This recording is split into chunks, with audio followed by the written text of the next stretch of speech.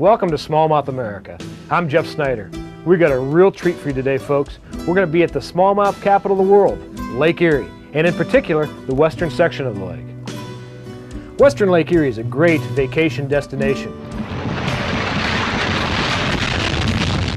The world-famous roller coasters of Cedar Point will excite your senses, as the laid-back atmosphere of nearby Kelly's Island will relax. Exotic island wineries and area restaurants offer unique culinary experiences, and the exciting nightlife of Put-in-Bay is not to be missed. History buffs will be swept back to the 1800s as they relive the Battle of Lake Erie at Perry's Monument, or visit the infamous Civil War prison of Johnson Island. Western Lake Erie is truly a vacationer's paradise.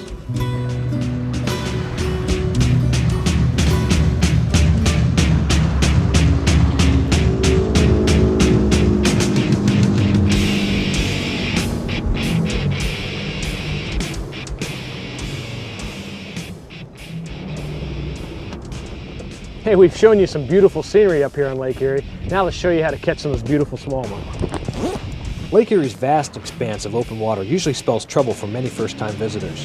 Where do you begin, and what lure presentation will help you find fish in all this water? Begin by using some type of search lure, and tops in smallmouth circles is a jerkbait. Jerkbaits draw vicious strikes better than any other smallmouth reaction bait. Its erratic action and ability to mimic the bass's major food source make it the perfect early season lure choice all across smallmouth America. On any large body of water similar to Lake Erie, traditional jerk-jerk pauses like those used in largemouth, muskie, and other types of fishing is not enough. A more high-tempo ripping motion with less pause time will result in more smallmouth strikes. Oh, there's one.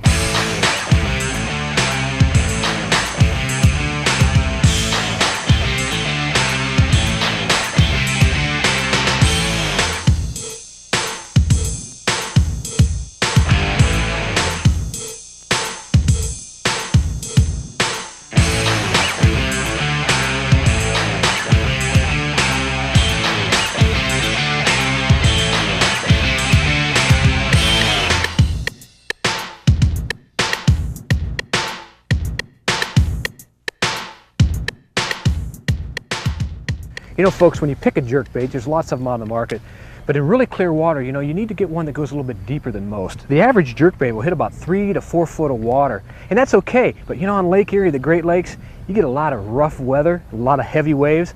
Well, you want a bait that goes a little bit deeper than that. There's lots of them on the market. The brand that I'm throwing here today on Smallmouth America is this, it's called a ripstick. It gets down about 8 or 9 feet. Can you believe that? Most jerkbaits only go about 4.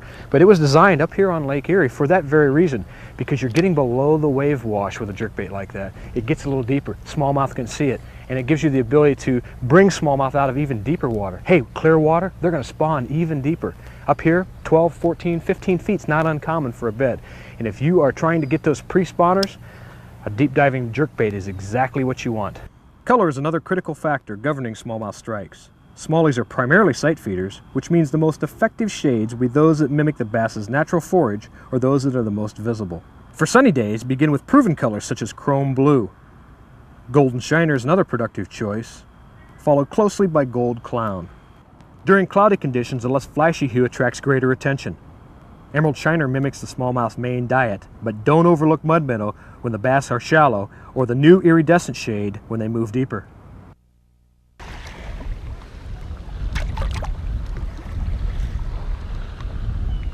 Once color is determined, start looking for areas that will hold active fish. Search for rocky outcroppings, submerged rock piles, humps, rock flats, areas that feature both structure and, most important, current. Current affects smallmouth positioning greater than any other outside force. It moves microscopic organisms around the lake or river, which in turn moves the forage base, such as minnows. Smallmouth sense this movement and position themselves to intercept the food. Folks, the key to any successful technique or presentation is really equipment. What I mean by that is you have to have the right type of rod and reel and lure to present it at the right time. Today we're using jerkbaits like we mentioned before, but we're using right equipment, meaning a long limber rod. Now this happens to be a 6'6" rod, but you'll notice how whippy that rod is. It's very critical for a soft tip rod. Hey, anytime you're using a multiple treble hook lure, crankbait, jerkbait, you name it, you're going to have that soft tip in that rod. Very forgiving. Reason? I'll tell you what, you get a smallmouth hooked on out there, and you set the hook with a really stiff action rod, you're liable to pull the hooks right out of his mouth before he gets a good bite on it. So what you want to do is make sure when you choose your crankbait or your jerkbait rod in particular, you have a very low power or very light action rod.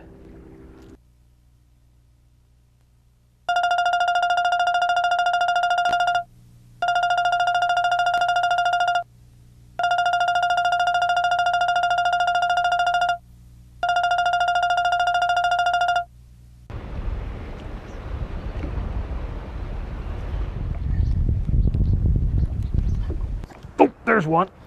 Oh man, look at it. Oh, that's a good one there. Gee, Winnie Christmas. Good fish. Oh boy. Is he gonna jump? Is he gonna jump? Come on up, come on up. All right, not really a great fish, but I'll tell you what, these jerkbaits sure do produce. Look at that, got him foul hooked. That's why he felt like a giant. He's a good little 1.5 pound fish though. Beautiful, gotta be careful with these hooks, folks. These treble hooks, oh, they get all over you. A little on the smaller side, but a good or typical jerkbait strike. Explosive strikes. Nothing like a jerkbait. We're gonna let him go.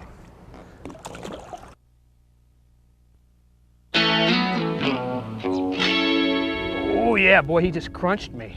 He just crunched me. When discussing smallmouth and the all-time smallmouth producing lures, you have to include the tube bait.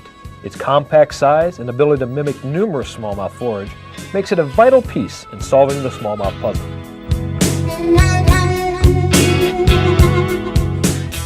A tube can best be described as a hollow-bodied tentacle bait that darts, swims, and crawls in much the same manner as a lot of the smallmouth's favorite foods do.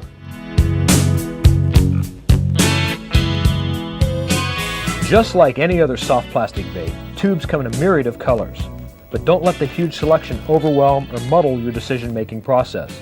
Begin by choosing lures that closely match the forage base of your favorite lake or river.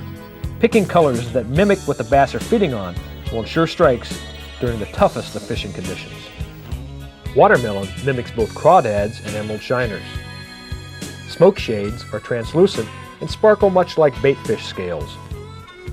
Erie green looks similar to gobies and other forage. The most visible color in stained waters is chartreuse, and black sets up a silhouette in the darkest conditions. Oh man, he come and smacked that thing. Thought I felt him pick it up a little bit earlier. Whoa, jeez, oh Pete, that's a good fish there. Oh, look at that, look how he bends that rod, I'll tell you. Smallmouth, what creatures. Look at that fight, look at that fight. Oh, whoa, whoa, whoa, he's running right at me. He's running right at me. Oh, this is gonna be a nice one here. Look at this guy, ooh, beauty. Beautiful fish. Tell you, that's what Lake Erie is all about. Giant smallmouth. Oh, look at him fight. Oh, beauty jump. Tell you, I'd give him a 10, wouldn't you, on that jump? Great, great fish. Oh, beautiful. Beautiful, beautiful. You know what I like to do, folks? When I find a big fish like this, oh, I'm playing him out that 6-pound line. I'll drop a buoy out there. And that now I know, in this huge, vast open water, where exactly I can come back to. But you can't, you know, you see a lot of bass shows, you guys flip them over. Hey, with 6-pound test line, a 3 to 4 pound smallmouth, you can't flip them over the side of the boat. What you gotta do, get in there and land them. Whoa. Beautiful fish. Beautiful fish. And that's what Lake Erie is all about. Giant smallmouth, great fighters, strong fish. Golly, I love them. On the Great Lakes, wind and current play a critical part in where active smallmouth position. The water's moving, the smallies are moving, and in turn, to catch them, you have to move as well. And the best way to follow those nomadic schools of bass is to drift and drag. Setup is simple. Approach your target area on the upwind side. Turn your outboard or rudder into the wind. This adds resistance, sets up a flat posture, and enables you to adjust for wind slippage with your bow-mounted trolling motor. Boy, you know, I'm not feeling that bottom like I was a little earlier. I'll tell you, I think the wind definitely is picking up a lot. You probably can hear it in the microphone, or you can see it in the trees up there, how they're starting to blow a little bit harder. But you know, I still want to use a light 1/4 ounce weight, so what I'm going to do is I'm going to put out a drift sock. So I'm just going to slow my progress down, still use that lighter weight, if you will, and maintain bottom contact. I'm going to set this rod down, keep it fishing, if you will. Why put a sock out? This is what they call a drift sock, folks. It's basically a big parachute that actually holds water and slows your progress down. Well, I'm going to attach a rope to it. Good idea to always attach a rope to it. And throw it out the side and attach it to the side of the boat there, so we can still maintain our side profile and yet be able to fish more efficiently. Here, let's try it. Throw it out there. Let's see. Let out about 6 foot of line. What I'm trying to do is let out as little line as possible, because we get a big old smallmouth in there, he's gonna want to try to get in that sock. That's gonna slow us down a lot. Yeah, already I can feel the difference. My lure's ticking the bottom with more regularity than it was before. You notice how that sock's out? And guess what? We got a fish right away. As soon as we slowed down, we got a fish. Great. See that fish jump? Oh man, what a beauty. What a beauty. Nice fish. Nice fish. We'll grab a marker buoy. We're gonna throw a marker buoy out right there. Oh yeah, that's what it's all about. Drift and drag at its essence. Slowing down, being able to have more control and catch these big, oh baby, beautiful smallmouth bass. Whew. Okay. Let's see. Whoa. Great. Oh, boy, they just don't ever give up. That's why I like these smallies so much. They just never ever give up. Come on, baby. There. You grab them like that, folks. They kind of go to sleep, if you will. Now, beautiful smallmouth. Beautiful smallmouth bass. He hit that as soon as that thing started making better bottom contact. Beautiful fish. You know what, folks? I'm going to put this fish in a live well. Now, we're not going to keep any of these fish today, but smallmouth have a tendency to basically spook members of their own school if you release them right back in. In other words, if there's a lot of fish down there and they're active, you put a member of the party that just had a hook in his mouth, he may put those school down. And we're going to put that fish, or this, in the live well, and we're going to basically give him a chance to recover and keep our active school active. Great fish. Let's get back in the game. Catch a few more of those guys. It's the essence though, using that drift sock, slowing you down, maintain that bottom contact. Boom, fish started biting right away. See if we can't bag a few more. Oh man, there's one. Just right by that buoy. Let's see what we got here. Come on up, baby. I don't feel like a real big one. I tell you, you never know on Lake Erie. Come on, baby, up. Oh yeah, beauty. Beautiful fish. Beautiful fish. Whoa! Pull that drag. Nice smallmouth. Good. 2.5 pounds. Oh, there he came off. That's what you call a quick release. When you start looking for drift and drag areas, folks, what you do is you obviously set yourself in the up current position, but you start looking for breaks and flats that have some bait on. Like you're seeing on the screen right there, there's a lot of bait fish relating right to the bottom. That's what the smallmouth are relating to, those bait fish. Usually what I do is I like to pick the up current side of the flat, in other words, right where it comes out of deeper water, and that's where most of the bigger smallmouth will be. And I say we got a few bait fish down there right now. We're going to get bit here real soon, I can feel it. Oh, we just came by that buoy. Oh man, good fish. Good fish. Oh, oh yeah, look at the size of that baby. That's a Lake Erie smallmouth now, folks. Whoa. Whoa, that's a beauty. Just came by that buoy. Again, right where we dropped that thing. This is a good fish here, folks. Good fish. Oh, see how that sock. Look at the size of that baby.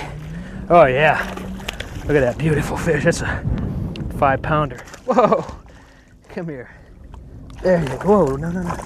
Let's take him by the belly. Oh, get out of that line. Get out of that line. Ooh. Okay, beautiful.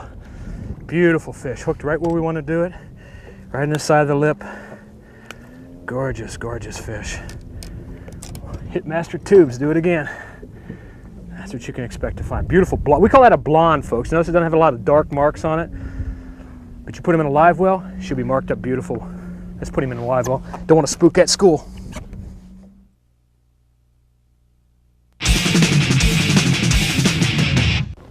Folks, GPS units, global position systems, basically will really help you in your search on the big waters of the Great Lakes for finding smallmouth. And the reason being, you can drop a buoy out there, but I'll tell you, they're hard to see, particularly in high seas.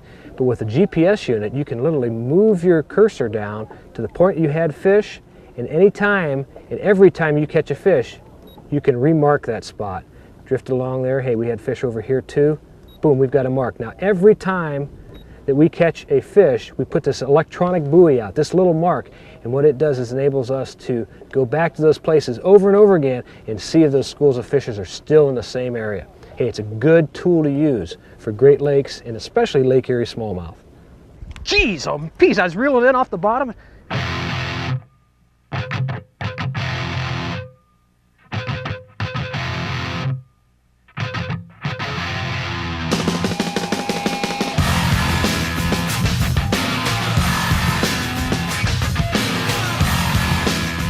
I just put that fish back in and, oh man, just had another one crunch me now just a second ago. He dropped it and he came back and just hit it just now. So in other words, if you have a fish, you feel a fish bite, and he drops it, drop your lure back down, and chances are he'll come back and get it again like this guy did here. Ooh, him gonna run me to the back of the boat. Oh, boy, another good.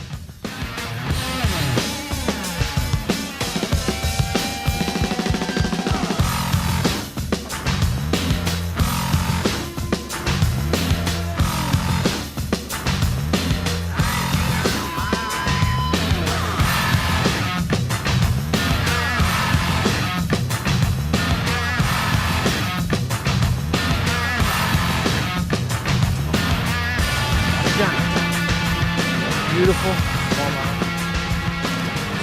Good 14 to 16. That's a good feeling fish. Oh, look at him jump out there. Man, he's a good one. Come on, baby. Look at that. Big old sow. Oh, these fish are so hard pulling.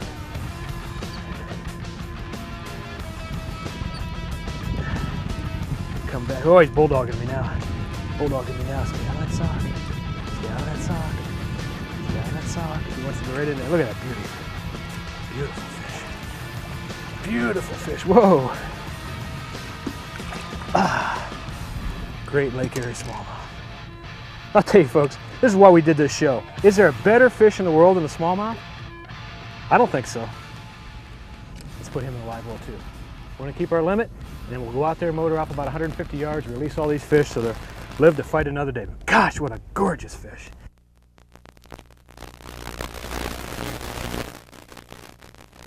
Hi folks, welcome to Angling Answers. Hey, we're back here in the studio with Ken Miller from the Toledo area. He's an avid bass angler who fishes a lot of the local tournament trails around here. Hey Ken, what's up? Hey, not too much, Jeff. I've been doing a lot of fishing lately. Been out on Lake Erie quite a bit. Went last Thursday pre-fishing for a tournament that we had on Sunday. Did pretty good. Me and a friend of mine went out.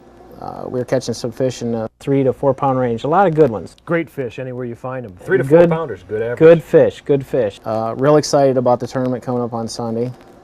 Sunday came, went to the tournament, ran, made a long run. You know how that is, you're committed when you make those long runs. Got out there, started fishing, everything's fine. My partner started catching them, the guy that I drew in this tournament. He started catching them 4 to 1 on me. What do you think the difference was? After about 20 minutes of questioning him, I found out that the only difference between him and me that he was using clear line and I was using green line. Do you really think that there's that much difference in the clear versus the green line? You know, that's a great question, Ken. You know, at seminars all over the country that I do on smallmouth, the question always comes up, does line make a difference? Does line color make a difference? And I'm here to tell you that I believe line color is one of the critical components in making smallmouth bite or not bite. Good example of that. We're using green line, you say, the first day of practice or so? Yeah, on Thursday. Thursday, and probably the water had a little stain to it. Yeah, it was. My rule of thumb on that is anytime I encounter dirty water, I think green is the best color. Dirty water meaning if there's a green cast to the water. And I'll tell you, Ken, clear water means clear line, and that's sometimes the difference between catching fish and not. Well, Jeff, I thought that might have been the problem. I kind of boxed myself in the corner. I didn't have any clear line in my boat, and I was pretty much stuck with green line all day. And I was just frustrated. I'll tell you, you know, one of the things that I do is in my tackle box, I'll buy one of those little pony spools or one of those little 3,000 yard spools, and I keep it with me all the time. That doesn't mean you have to take and refill your entire spool, just a small section. And maybe if you could have borrowed some line off of your buddy, he could have given you 10 or 15 foot, and then you could have tied clear line on top of that green, which would have gave that focal point of that bass clear line instead of having the green line. It's a good tip for you. I never thought of that. That's an excellent tip. So the next time you get on a lake, make sure you have different lines to compensate for different changes in the water. Ken, it's great having you on Angling Answers today. Thanks, Jeff. Great questions. Folks, if you take some of the tips we offered here on Smallmouth America and apply them to your fishing, I am sure you'll catch more and bigger smallmouth. Hey, next week we'll be right back with another brand new show. Stay tuned.